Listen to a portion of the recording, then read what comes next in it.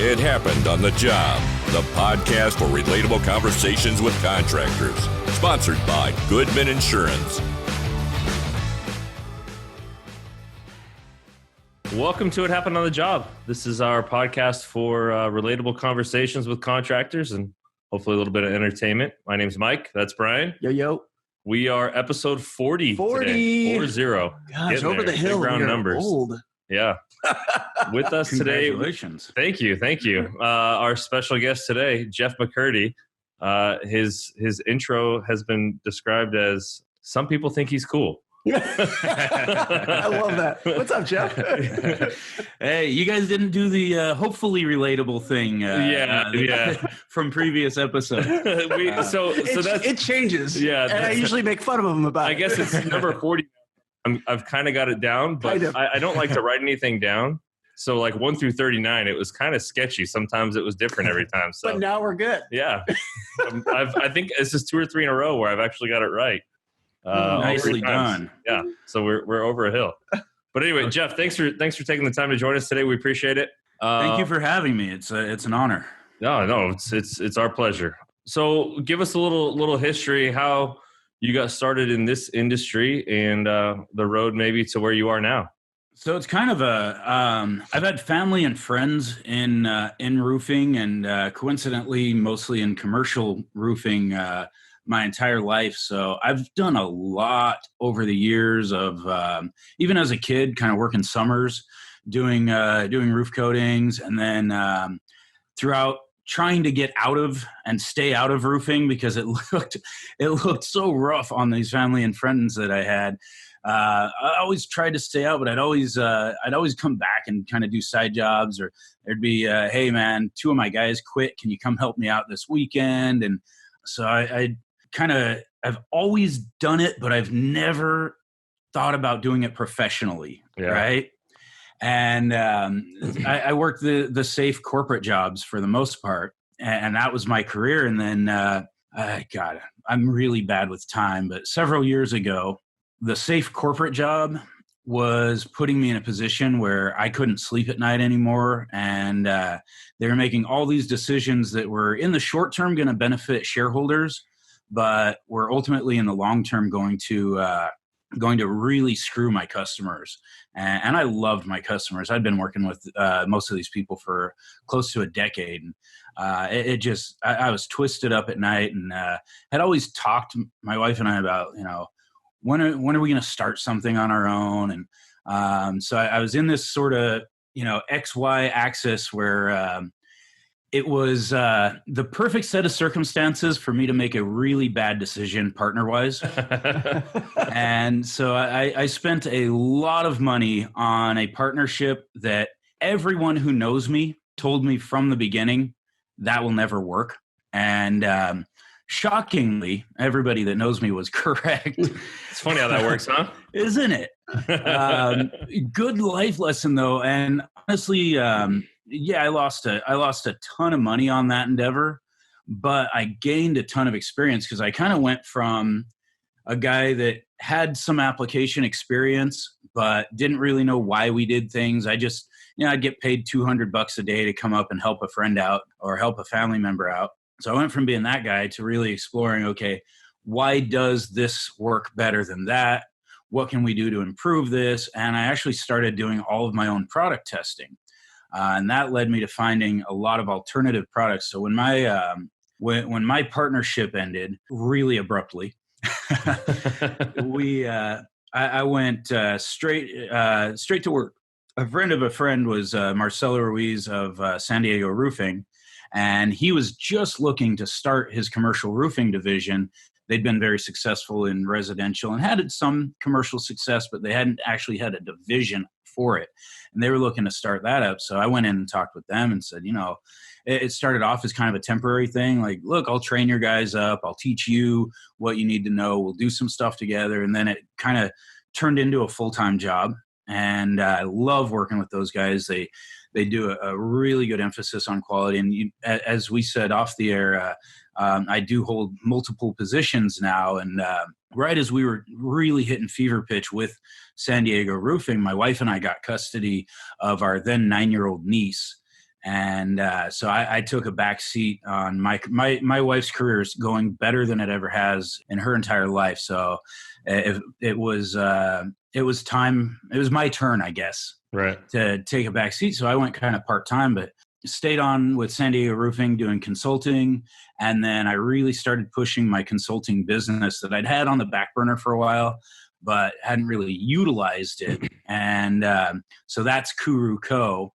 So I'm director of commercial roofing at San Diego Roofing. I'm the owner and head consultant at Coo Roo Co, which is short for Cool Roofs and Coatings. And with that, what I've had the opportunity to do is actually travel the country, helping other contractors improve and start their coatings games. So I'll go out and work for a week or two in the field with their guys, hands-on training. It's a really intense but really good program. The idea is that after a week or two with me, you probably I don't get a lot of repeat business because you shouldn't need me again.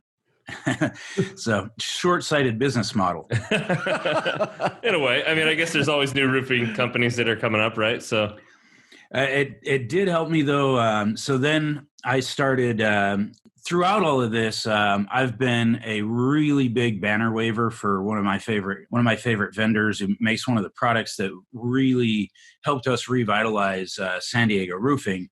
So while all of this was going, I was kind of having the ups and downs of working on a per week basis versus a regular basis and trying to run the business 6 weeks in a row to make all of my money in 1 week on the road.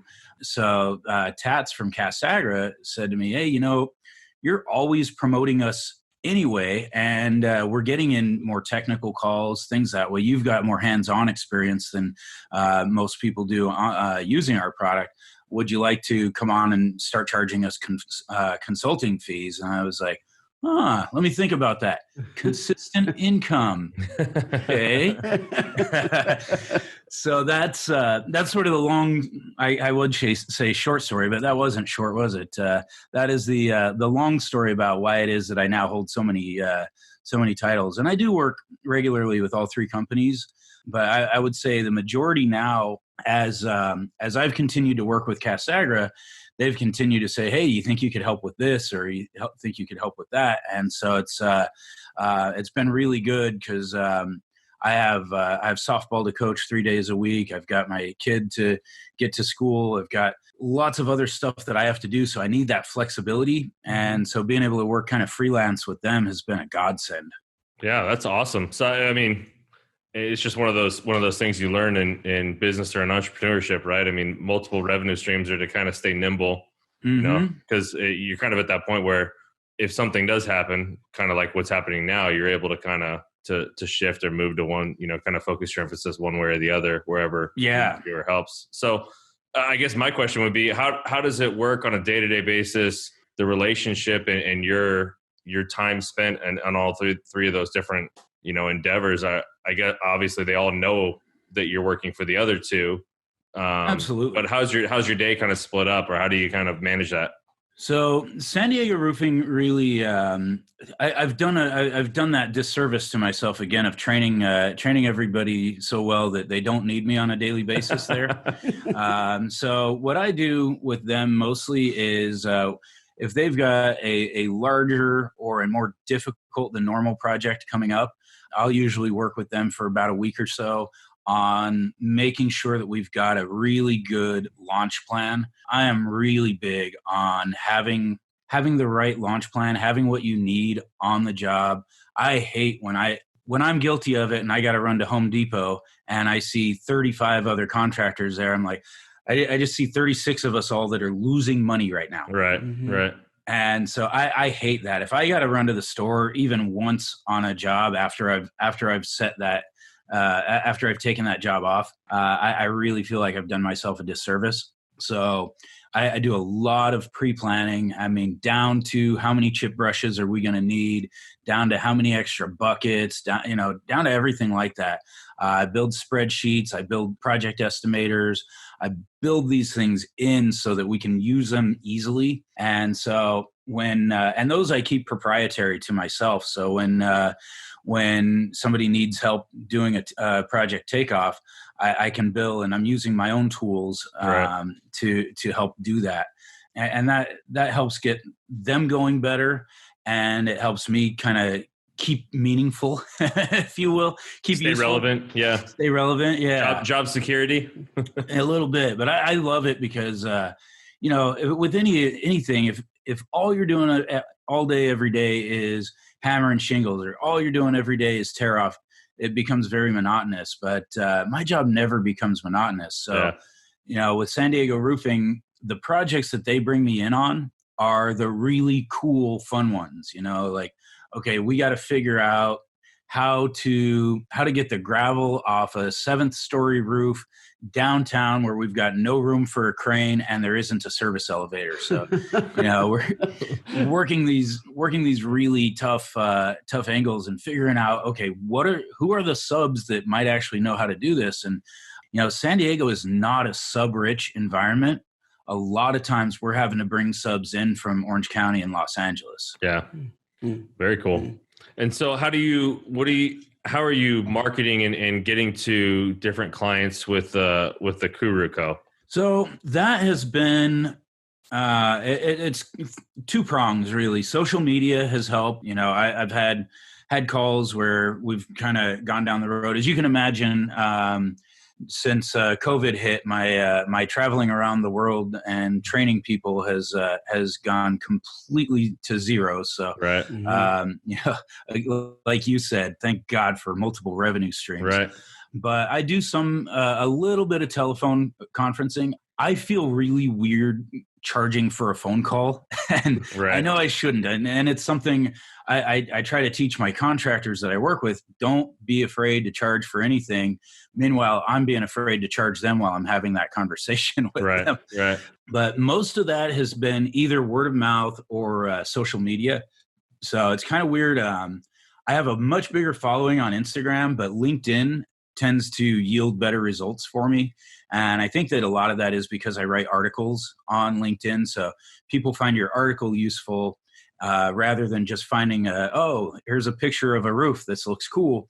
If somebody will actually invest the 10 minutes in reading an article that you post, they might actually be interested enough in who wrote it. And so from there, they'll look at my profile. And so I'll get hit up a couple times a week.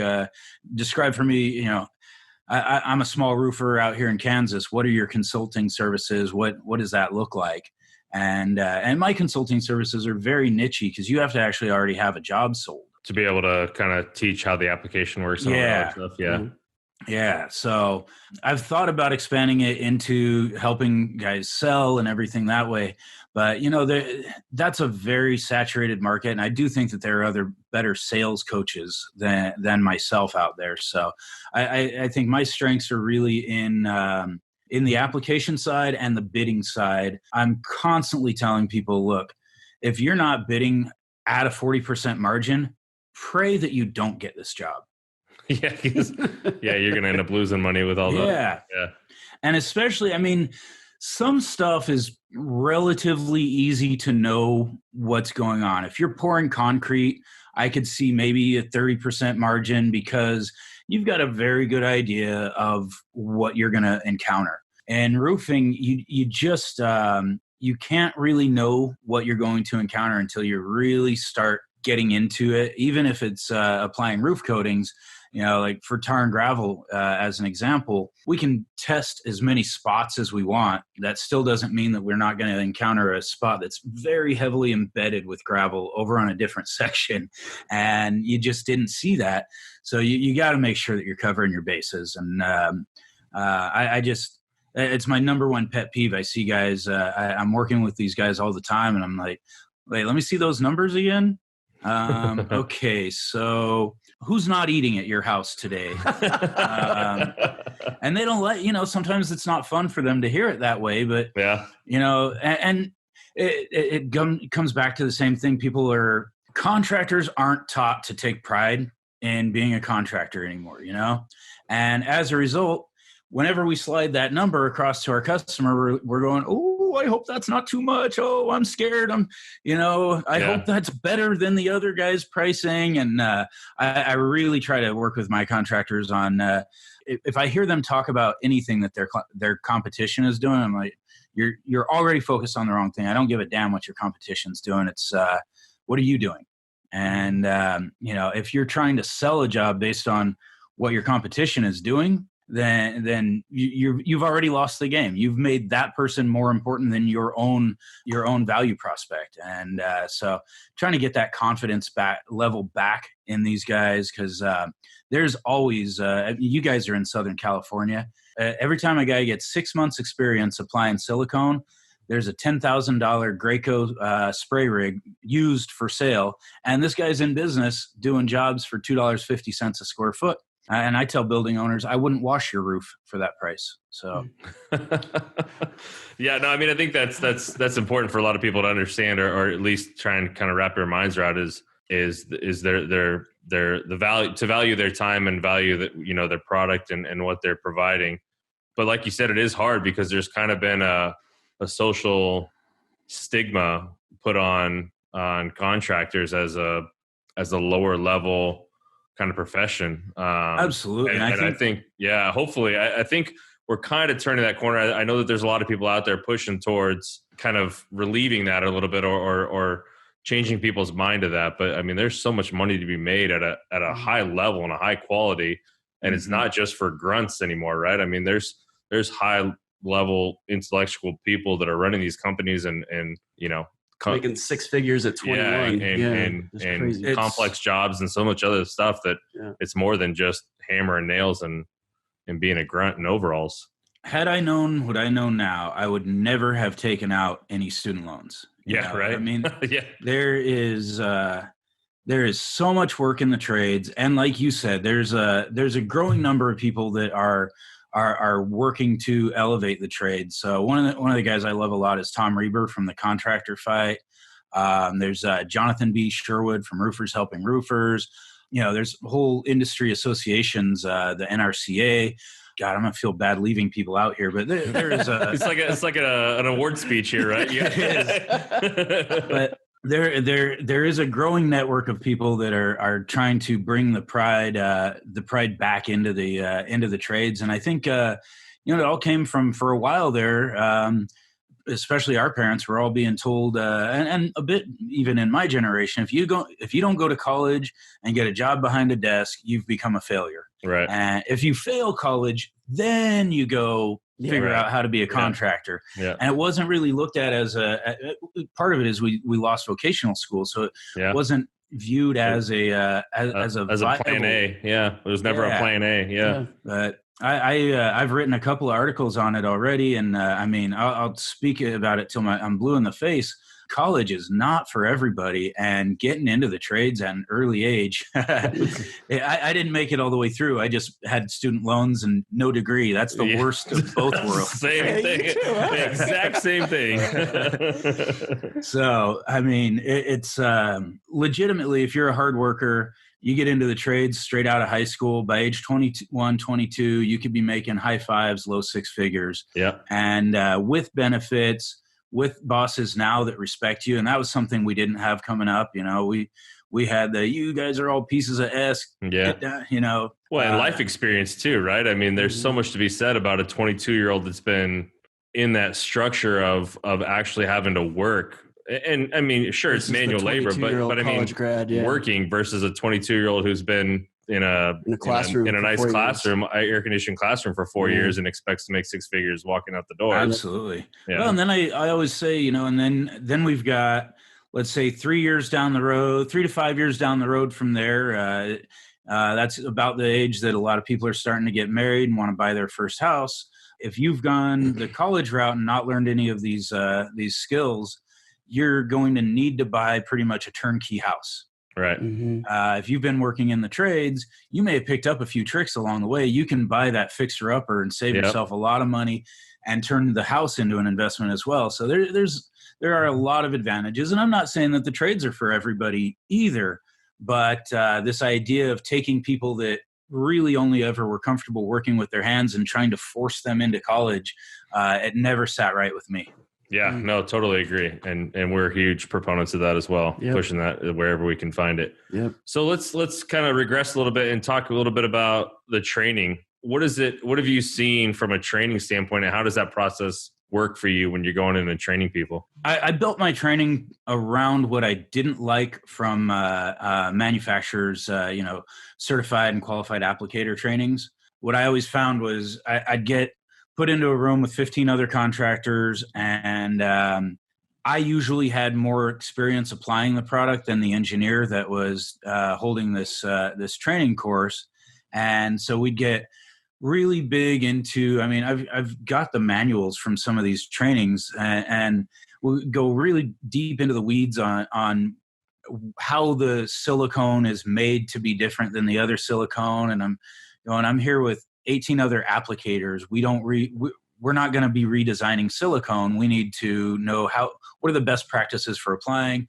And, they'd have some things, some examples, but if you really pushed them on anything, it would be, well, I don't really know, because none of the manufacturers generally don't employ people with real life experience. It's all engineers. Right. And don't get me wrong, I got nothing against engineers. The company Castagra that I'm doing most of my work with is a good mix of engineers and actual practical applicators. And that's good, because if I can't figure something out from the application standpoint, maybe it does need to go to a lab and get figured out. So I built the training around, okay, what was useless out of that and what was useful out of that. And so we got rid of things like company history. Nobody cares. Or chemical makeup or any of that. Chemical makeup. We got rid of things like that and really start focusing in on this roof that I'm on. What can I teach you guys that'll actually be useful? So, knowing that we're there with the products that we can use to fix everything, if we don't have some of the features that the guys may be encountering in the future, let's say we don't have a hail gap in a parapet, we'll go ahead and cut one out, and I'm going to teach those guys how to repair a hail gap in a parapet. I just took it way more hands-on. And, one of the things that I always noticed in the trainings that I've been to was the trainers never actually got dirty. And in my training, I am working hands-on with these guys. I'm also trying to teach them what the pace of work should be so that their companies can be profitable. So another thing that I never liked with the trainings is we'd spend about an hour and a half doing a square just so that they could show you everything about doing a square. And I think it's really important to get to the point where I'm showing these guys how they can do a square every 5 minutes and how to keep that pace up on field, so that once your detail work is done, I'm setting that expectation that a 3-person crew can knock out 10 to 12,000 square feet in a day on an average job. And if it's a really easy job, we should be looking at 16,000 square feet in a day. And that pace is higher than I think most crews are getting out of their coatings applicators, and that's what I want to set these guys up for. Because if that company can make that extra margin on doing those jobs faster, then there's a lot more room for growth, and these guys become much more valuable. And ultimately, I just want to see everybody making more money. Mm-hmm. Yeah. Mm-hmm. Well, I think it speaks to kind of a bit of character and a bit of integrity in your business, in that you could easily be one of those other training companies that just, you're out there selling your service to every roofer out there because you can do it whenever and wherever. But the fact that you have decided to only do it on the job, kind of speaks to that character that, hey, I'm not just going to talk to you and show you how to do it. I'm actually going to get out in the field and work with you on how to do this, which I think is awesome. It is, and it's how I prefer to train. And then there is a second best. So one of the projects Castagra was cool enough to trust me with was even before COVID hit, they realized as a smaller manufacturer, trying to have the boots on the ground, or me, because they refer me out a lot of times also, but trying to have me in 10 different places in a month, it just doesn't work. And so I've been working on a virtual version of the hands-on training where we're using a lot of actual video, and it's a live webinar. So we now have it's about a 2.5 hour It's the first step in certified applicator training. And again, it's not everything. The bigger program that is going to be the everything webinar is probably going to take place over it's going to be about 12 hours over about 3 days. But this one is 2.5 hours of everything I think you need to know to be successful on your first project. And that's the big key, right? Because if you fail at something on your first project, are you likely to go out and bid that again? Yeah, right.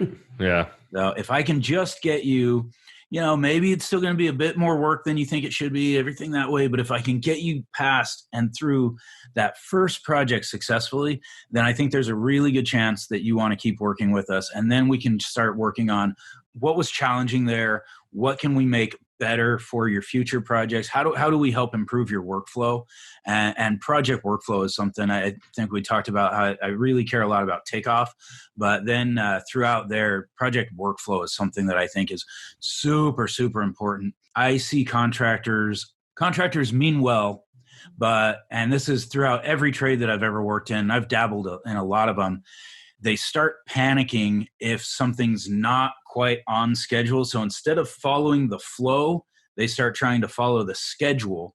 And so they'll start trying to have 2 different processes going at once. And if that's part of the flow, that's great. If it's the planned flow, but when you start taking something that's supposed to be next and trying to run that concurrently, you end up with a lot of stepping on each other's feet, and it ultimately slows the whole thing down, creates a chaotic job site. What I really care about is I never knew that contracting could be anything other than the most stressful job in the world. Every one of these guys I knew just stressed out, come home, kick the dog, drink till they passed out, get up in the morning, go out and have another crappy day, right? And I've learned through working with San Diego Roofing and other companies that have learned to really trust the process and the project flow. Contracting doesn't have to be stressful at all. In fact, it can be a very, very calming, and I find myself in a state of zen a lot of times applying coatings. Just kind of going through the motions and doing what you know and sticking to the flow there. You start with a good plan. Yeah. And that's just it. I think the stressful companies where you've got the stressful management that's stressing out all the employees and everybody hates their job, the job sites we all probably came up on, right? Those companies don't start with a solid plan. And so the whole job has nowhere to go but to hell when you don't start off with a good plan. Yeah. Right. Well, yeah, and I'm picking up that theme from today. I mean, between going to Home Depot in the middle of the day, pre-planning on a project to make sure you have all your supplies and all your tools and everything that you need at the get-go, and then talking about in terms of flow and keeping these guys so that they have a specific pace. I mean, you're right. If they are actually doing the job in a way that what's the word? I guess just finishing the project well and getting through the day, it's so rewarding. I could see how it would be. I mean, and that goes truly, it's the same for any job. I mean, if you're coming in and just trying to, have multiple things going on at the same time, God, it just would be a disaster. If the job isn't planned well, you're never going to be able to work it well. And that starts from the top. And one of the things I write a lot about is company culture. And, culture starts at the top. And if you've got this culture of just kind of flying by the seat of your pants, not planning these jobs, now something went wrong, because it will, and we don't have a plan in place. You're right.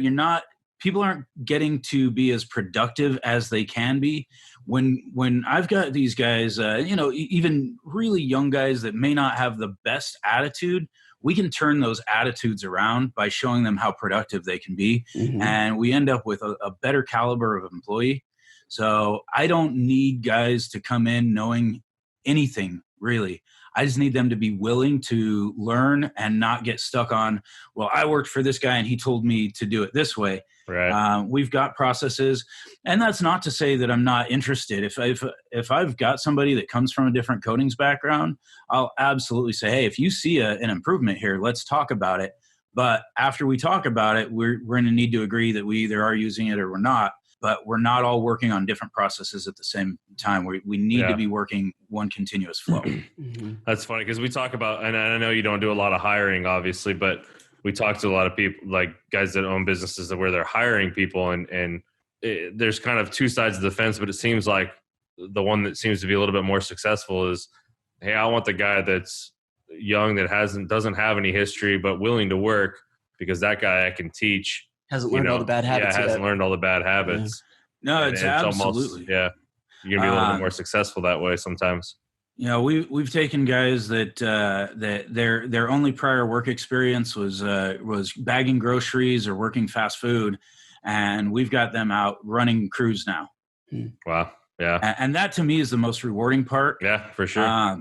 Because my mentor Tats at Castagra, he started mentoring me before they hired me, so it was really lucky. You know, we're very few times in our lives will somebody that has a lot more answers than we do actually pull you aside and say, hey, I'd like to invest my time with nothing in return.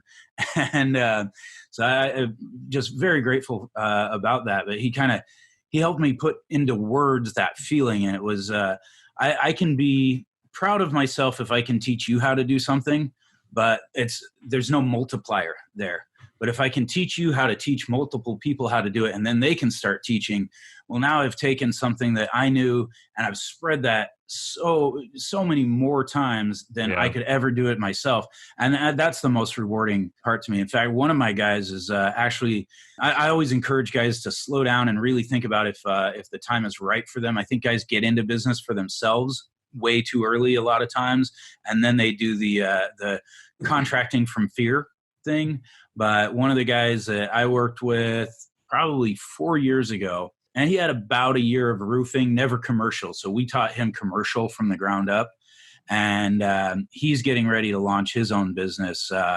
And he's one of the few guys where I'm like, you know what? I think you're actually ready. And he's got the money in the right places. He's got the tools built up. He has a plan. He's got enough money to eat while the business takes off. All of those things. I think a lot of times guys just get mad at the boss and they're like, well, I'm going to go start a business. And it's not that easy. Well, or they work somewhere or see somebody who's been in the grind for 2, 3, 4 years and how successful they are at that point, not realizing that there was that 2, 3, or 4 year period where they had to grind and maybe weren't so successful. No, it's very true. The other thing that I see a lot is guys will get they'll outsmart the boss, and so they think, well, this guy's an idiot, and so I can do it. I can do it better. So that's my reason for going out and starting my own. When I talk to those guys, I generally say, go work for somebody that isn't an idiot first, because so far all you've learned is how this idiot does it, and you think you know how you would do it, but really it's best to go learn from somebody that's successful. So a lot of times if guys are really destined for that entrepreneur track and they're telling me, look, I think I'm ready. I want to go out and start my own business. So I want to be my own roofer, my own, a couple of guys that I know are starting framing businesses now.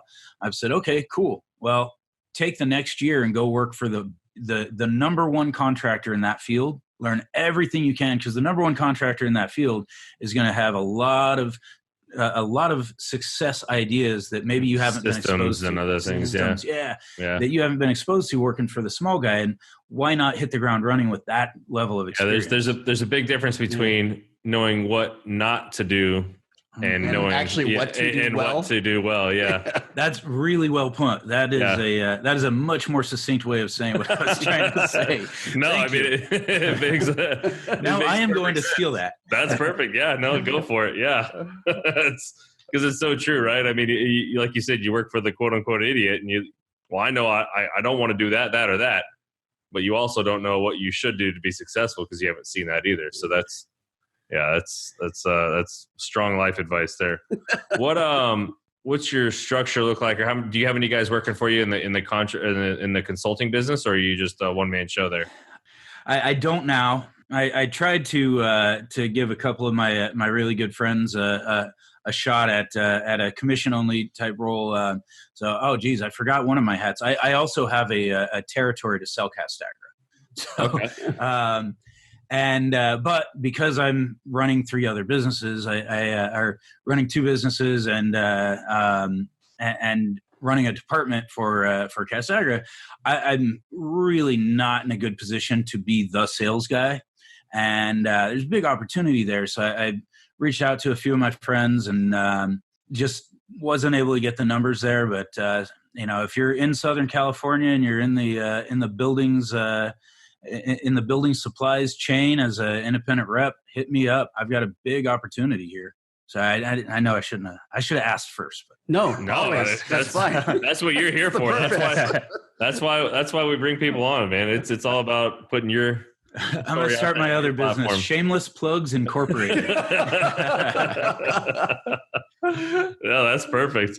So, I mean, you're more looking for people to sell for you and actually get these contractors to work with you, not necessarily actually trainers that you would send out, right?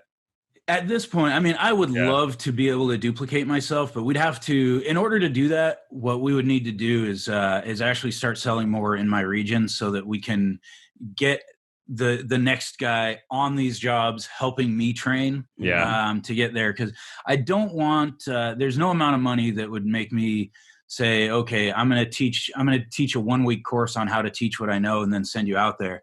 This is coming from 20 years of experience and lots of failure. I've personally coded over 250,000 square feet. My guys that I've trained are well over 1 million now, and we stay in a lot of contact. So I'm learning from them as they're going out and doing roofs that I had never been on before.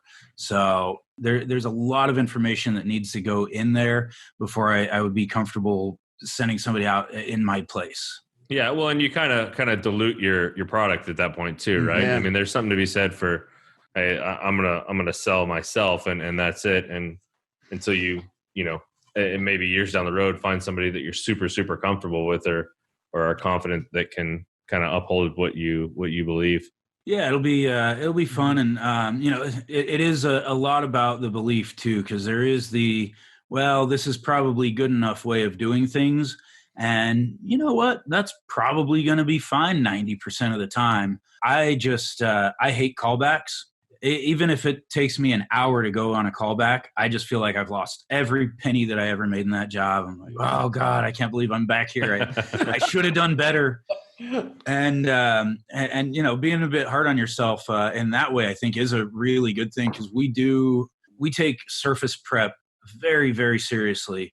And with Castagra, we actually get away with not doing pressure washing, which was a new thing to me, but really helpful to me. But it adheres so freaking well. So unless there's grease or some mitigating circumstance, we don't do it. But even then, what I see a lot is guys are like, oh, well, these guys said I don't have to pressure wash, so now I'm not doing anything. Yeah. And it's not that. I still tell guys, if this roof isn't clean enough to start doing anything on, until if you were to drop your sandwich, you wouldn't even look at it. You just pick it right back up and keep eating. All right. Well, I don't know that I've ever thought to eat a sandwich off a roof, but I guess you got to get it there first, right? Yeah. That's when it's clean enough. So it's weird because we train guys that, when you're used to traditional coatings, there are, pressure washing is a mandatory step. So these guys really get into the habit of pressure washing, although not many of them do that very well either. Then we tell them that you can take out that one step, and they start wanting to just throw other steps away too. And it's like, no, we only eliminated one step, just one. Right. Well, and they're not being taught critical thinking, right? I feel like that's not even just in the roofing industry. That's in a lot of industries where people want to follow a guideline or want to be told how to do something and don't want to critically think, and maybe it doesn't apply in this particular situation, or I'd say that's a human flaw. Yeah. It's so true. And I think that was the big shift for me from going from helping my friends out and just being kind of fast at applying product to trying to run a business, and then running crews and running my own division and everything was, okay, we need to look at every single one of these processes. So one of the things that always drove me crazy with my silicone manufacturers before I switch was I'd be looking, they'd write me a spec for a roof, and they'd say, okay, all of these penetrations have to be 3-coursed. And I'm looking at these penetrations. And I'm going, all right, this roof is 30 years old and shows no signs of movement. Why am I embedding polyester reinforcing tape into each one of these penetrations? And the engineers say, well, what can it hurt? I'm going, well, what it hurts is about 16 hours of labor. Yeah, my time, my labor. Yeah. And I'm just looking for an explanation. If I don't see any movement over the course of on a 30-year roof, why do I think that applying silicone is going to suddenly create movement? So, so I kind of actually, for San Diego Roofing, I moved us away from even trying for the manufacturer's warranties in a lot of cases. And we actually mostly do our own warranties now, because if you're going to add that kind of labor in for no reason, and I'm fine with doing it where it matters. So, using a thickened product on a vertical seam on a parapet, hey, I'm cool with that. Anything that makes sense, I'm not looking for a lazy way out, but I'm also not looking to spend an extra 20 hours of labor on nonsense. Yeah. Right. Yeah, no, so true. Yeah. So good. No, go for it. I was just going to say, you talk than rather than us. It's been really fun with working with Castagra, because I'm actually writing a lot of the specs for them. So when you've got a roofer writing the spec, we're leaving out a lot of the nonsense, and we're okay. Let's focus in on what is actually going to be required. So I'm never giving anybody the easy way out or anything that way. We're always writing the best spec for a job, but we're also not building specs out of the fear of the unknown. We know that these things aren't moving because they haven't moved in 30 years. Let's not make a big fuss out of them. Right. And so I think it's been really rewarding for me coming from the other side, only ever buying from the manufacturer, really not even having them allow any input. So I'll write the specs now for contractors, and they'll come back and say, I disagree with this spec. And I'll say, okay, let's talk about it and let's see. And, sometimes I'll just take some product into the garage and I'll run the scenario the best that I can. And I'll come back and I'll say, you know what? I tried it. Tried it my way. I tried it your way. I can't see a difference in the quality either way. So I'm going to change that spec. We're going to offer you the full warranty anyhow. And you were right. Hey, we're not trying to sit there and dig in our heels and be, it's got to be our way or no way at all. Right. We really want to be partners with these guys, and like everybody succeed together. So it's weird because I've always felt adversarial with some of my vendors, and I'm trying to eliminate that barrier. Yeah. Mm-hmm. Mm-hmm. Yeah. So what are some of the biggest hurdles or things that you kind of face on a day-to-day with one of the companies, all the company, whatever it is, and the different things that you do? For me personally is time management. So I would imagine that's probably pretty high on the list with as many hats as you got on. Yeah. And I mean, it's human nature, but I will tend to gravitate toward what's the most fun for me to be doing right now versus what's the most productive for me to be doing. So like right now I've got a 5-gallon tub of a new acrylic that I'm qualifying, and I have a mountain of paperwork that needs to be done. I've got a couple of specs to write. I've got I have a training module that's actually due this week. And as soon as we're done here, I'm going to be out in the garage playing with this new acrylic and qualifying it as a top coat. So, and that is a project that can literally wait. It's probably not due for another 45 days. But it's the hands-on stuff is always going to come first with me. I really have to force myself there. So that's the biggest challenge. Aside from that, like external challenges, I've just been so fortunate. The confluence of, so Coo Roo Co at this point is practically dead until COVID lifts. Right. And it really doesn't matter right now because everything else is moving. So I wouldn't even say that there is a challenge because it almost sounds like complaining, and I'm in no position to complain right now. It's relative to other people. Not only in our industry, but in other industries as well. Right. Yeah. Can I tell you a quick one? We were, I was on the roof with a client the other day, and we were talking about, you guys been staying busy and everything. And this guy was complaining that he's been working 60 hours a week and hasn't really had time to do anything. And I said, let me stop you right there. I said, I can name 3 people on my block that have been laid off since COVID hit. and don't really know how they're going to pay their bills this month. The government money's not really quite doing it for them. These guys are now doing every little odd job they can think of. You are getting paid $25 an hour plus 20 overtime. hours at overtime. Yeah. You should not be. Don't ever let one of these people that are out of work right now hear you complaining about how much overtime you're getting.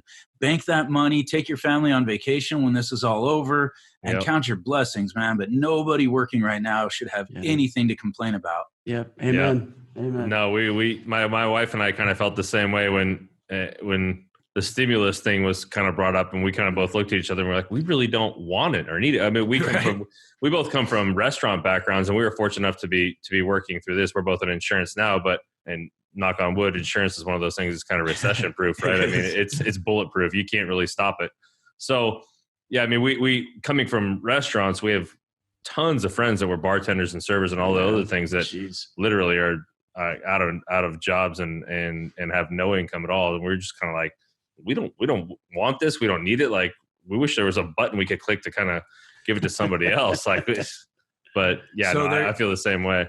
There are a couple of charities that I like to work with that can really use that. So anybody else that feels that way about their stimulus check, God, I can't think of the name of it. There's one that's specific to servers, and it's actually a restaurant organization that is helping to disperse money to servers that are out of work right now.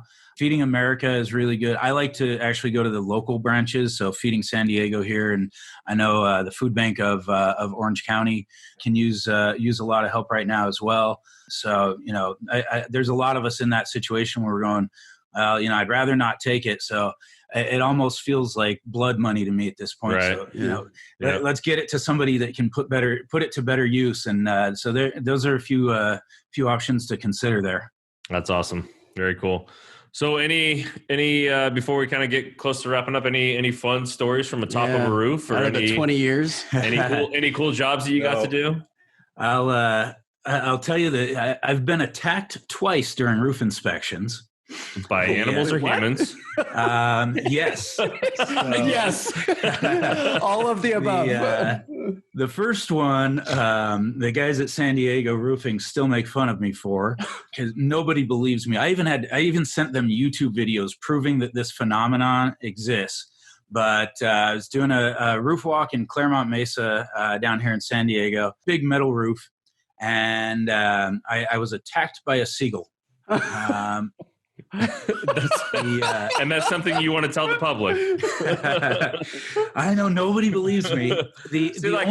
Ostriches or some of these other big birds, like I can understand, but so the only thing I can imagine is that the seagull must have nested on this roof somewhere. Yeah, and so when I first got up there, I did notice it circling, and the circles just kept getting tighter and tighter. And then it kind of did the dive bomb, the really mild one, kind of feet first dive bomb. And then I thought that I had scared it off because I had my my little notepad, and I'm like freaking out. My niece is in the truck and probably can't see the bird, but she's watching me just freaking out up there. To be fair, she knows that I'm afraid of bees, so she probably just thought that I was trying to. There was a bee up there, yeah. So I thought I'd scared the thing off, and I'm taking my pictures, and I just noticed out of the corner of my eye, so this thing had just gone way off in the distance to gain speed. And it's coming at me hot. Fast now. So I duck and put my notepad up. And now I'm just, okay, I got to get off this roof. But, I'm on a ladder. You don't want to be panicking on a ladder. Right. On a 2-story building, no less. So I'm trying to keep my cool about me. And just as I'm about to turn around to get onto the ladder, it made another pass, and I was able to get my folder up to my head, but the beak of this thing cut through the leather on my folder. Geez. So it meant business. Wow. And so I the only thing I can imagine, I must have been near a nest. So I told the building owner that, hey, you've got a very angry seagull there that has to be handled before I can do anything. And I can only imagine how I would have reacted if I was the business owner and you came down and told me that you were fearful of a seagull on my roof. I don't know that. Yeah. And, we did not win that contract. So That's awesome. I don't know whatever became of the seagull. The other one was here in El Cajon, and it's one of the the 90-degree access ladders. And I noticed that the kind of locking mechanism, where you've got the diamond plate. I noticed that was a little disheveled when I got there, but a lot of times tenants won't put that away properly, and somebody will figure out the combination and start using the roof as somewhere to have a smoke break or whatever. So I'm really not expecting much. I poke my head up over the parapet. The place had about a 3.5-foot parapet, and I poke my head over the parapet, and there is a guy running at me with a hammer in his hand. And all I can kind of make out is I think I see a tent and a guy with no shirt. Oh, I left that part out. A guy with no shirt running at me, yielding a hammer in an attempt, not like in a, hey, I'm walking around with a hammer kind of pose. This was in a, I plan to attack pose. And I mean, I'm poking my head up, so I'm like whack-a-mole at this point. So I got down that ladder in record time, called the building owner, and this time the building owner didn't just laugh at me and say, okay, moving on, we'll hire the next contractor. They shirtless dude with a hammer. They evicted 5 people from that roof. And we ended up not only bidding on the project, we bid on the removal of the tents and the 27 buckets of urine and feces. Oh, yeah. Yeah, those are the days where you're really glad you got a new guy. Right? So I didn't touch any of that. I have a roof story. I mean, I ran restaurants for a long time. We actually had one of the restaurants I worked for, we had a kind of a handyman that would kind of do odd and end jobs for us around the restaurant, and we would call him in and he would be there. And he was probably a user of a couple different, not probably, I'm sure was a user of a couple different narcotics. And at one point we didn't see him for a few days, and he had come running back in through the restaurant, straight up the ladder to get to the roof because it was on the inside of the restaurant. Straight up the ladder, slammed the door shut, put something on there so nobody could get to it from the inside, to kind of push up through it. And all of us in the restaurant like, what the hell just happened?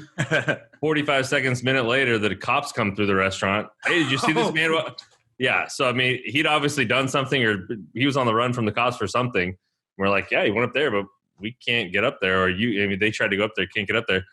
It took probably about 2 or 3 hours. We had to delay the opening of the restaurant. Luckily, it happened before the restaurant opened. But at one point, there was a crane lifting that was dropping police and some other thing, and they were literally getting him off this roof. He had barricaded inside. Wow. Inside the parapet, there was like a little access door or something. Yeah. He had kept some other stuff, and he was actually barricaded himself inside there, and they had to get him. They finally tied him down to a stretcher and used a crane to get him off this roof. It was intense, man. I think That's I got an pictures exciting somewhere. day at work. Yeah, I was across the street just watching this crane and the cop. It was they had a helicopter circling to try and find him. It was. You got to find those pictures and put this on your YouTube page. Yeah, as you're right. telling that story, because that's awesome. Yeah, it was pretty intense, but they found all kinds of drug paraphernalia and all. He was living up there every once in a while a little bit, but yeah. So you mean to tell me other stuff? You mean to tell me that this unlicensed contractor was not of the most upstanding citizenry? This is before I knew anything about contractors. This is when I was in my restaurant days. But yeah, there were definitely some unlicensed habits going on there that were. Yeah, but it was. But I'm sure he did great work. Yeah, it was cheap too, real cheap. Yeah, pretty funny, man. Well, thanks for coming on. We really appreciate it, Jeff. Before we go, we want to let you, kind of get all those other shameless plugs out of the way. At this point, they're not shameless. Tell everybody where they can find you. Where can everybody find you? All your social media and everything else. If you're looking for a commercial roof in San Diego, I cannot recommend San Diego Roofing enough. The highest standards, and I know that because I helped set them. If you're looking for me, I am at Jef with one F McCurdy, pretty much everywhere. So at JEFMCCURDY. Pretty active on Instagram, pretty active on LinkedIn. And then if you want to see some of the videos, or if you're interested in the certified applicator training, look up Castagra's YouTube page. I've got a lot of videos up there explaining the product well. And if you're interested in becoming a Castagra certified applicator, just hit the contact button at castagra.com, and we'll take it from there. Or DM me on Insta or LinkedIn, anything that way. We'll be happy to take it from there. Awesome. I cannot thank you guys enough. This was so much fun. Yeah, Jeff, man, we love it. It was a lot of fun, man. Yeah. Thanks for coming on. Thanks for taking the time. Anytime. So, I'd like to say go have fun with your product, but I know that I should probably tell you to sit down and do your paperwork. Not listening. La, la, la. Thanks, guys. No, thanks, Jeff. We appreciate it. You have a great day. You too. We'll keep in touch. Have a good one. All right. Bye-bye. Hey, thanks for listening. And if you've made it this far, go ahead and give us a like or 5 stars or whatever means you like us. Make sure to subscribe so you don't miss our next episode. And check out our website for more video content and extras. While you're there, shoot us a message if you want to be a guest. We'd love to have you on. Thanks again, and we'll see you next time.